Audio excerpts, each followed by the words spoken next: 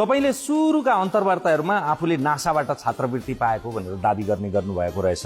फेरि तपाईले पछि दिल्लीमा चार्टर एकाउन्टेन्ट उत्तीर्ण गरेको भनेर वर्षौंसम्म जनतालाई भ्रम छर्नुभयो।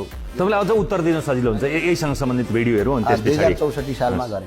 इन्डियन एरोनोटिक्समा मैले पनि त्यहाँ पनि मैले काम गर्ने अवसर पाएको थिएँ, तर मैले पछि गरिनँ त्यहाँ, जुन अहिले उडिसामा छ, जसमा तपाईँको अग्नि 5 बनायो। त्यतिखेर म सेलेक्टेड पर्सन हो इन्डियाको अग्नि 5, तर मैले त्यतिखेर जब गरिनँ। कारण किनभने अर्काका देशका लागि म हतियार बनाउँदिनँ, किनभने नेपाल चाहिन्छ। यो चाहिँ राम्रो गर्नुभयो। यो चाहिँ विनयजङ बस्नेत भन्ने मान्छेसँग हामीले कमेडी गरेको भिडियो बाहिर ल्याइदियो है। तपाईँले विनयजङ बस्नेतलाई ल्याएर उभ्याउन सक्नुहुन्छ। खिचेर कनले हालिदियो मेरो बाउ के गयो। धेरै कुरा ढाँड्दै ढाँड्दै ढाँड्दै ढाँड्दै ढाँड्दै ढाँड्दै ढाँड्दै चितवनको घटना के भयो, सुर्खेतको घटना के भयो, त्यो सबै कुराहरू खोल्दै जाम्ला तपाईँहरूसँग। तर हिजो टिकाराम दाइ कहाँ गएर विनयजङ बस्नेत भन्ने मान्छे, उसको शब्द यही हो, उसको लागि म के पनि होइन रहेछु, जसको कर्तुत मैले लुकाएर बसेँ, जसलाई त्यो ठाउँसम्म पुर्याउनको लागि मैले धेरै कुराहरू ढाँटेँ। आज बिहान मलाई फोन गरेर के भन्नु थाहा छ? बिहानै फोन गरेको थिएँ मलाई, बिहान बिन्दाई मैले बोलिहालेँ, तपाईँलाई भर गरेर बोलिदिया हो, तपाईँले त मलाई जहिले पनि दैनिक के अरे यो ठाउँसम्म पुर्याएको तपाईँ हो।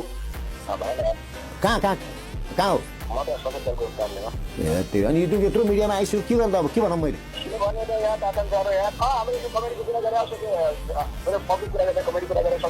त्यही भन्दै नि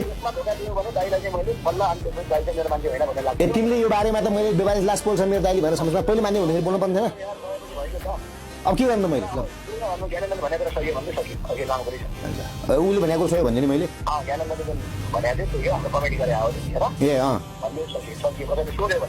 सोध्नलाई त कति मान्छेले फोन गरिसक्यो, टिकाराम दाइले फोन गरिसक्यो मलाई, के भन्ने हो? जाठा होइन त्यो मान्छे मिडिया हुन्छ यार। अग्नि 5 एसएलसी फेल भए मान्छेले अग्नि 5 को कुरा नगरे हुन्छ। सीए त के पनि होइन त्यसको लागि, के पनि होइन। कहाँ सीए भने त्यसलाई फुल फर्मै थाहा छैन होला। भनेपछि यस्ता मान्छेले आज आएर देश बनाउँछु भन्छ अनि जुम्लाको 16 जनतालाई झुक्क्याउँछ।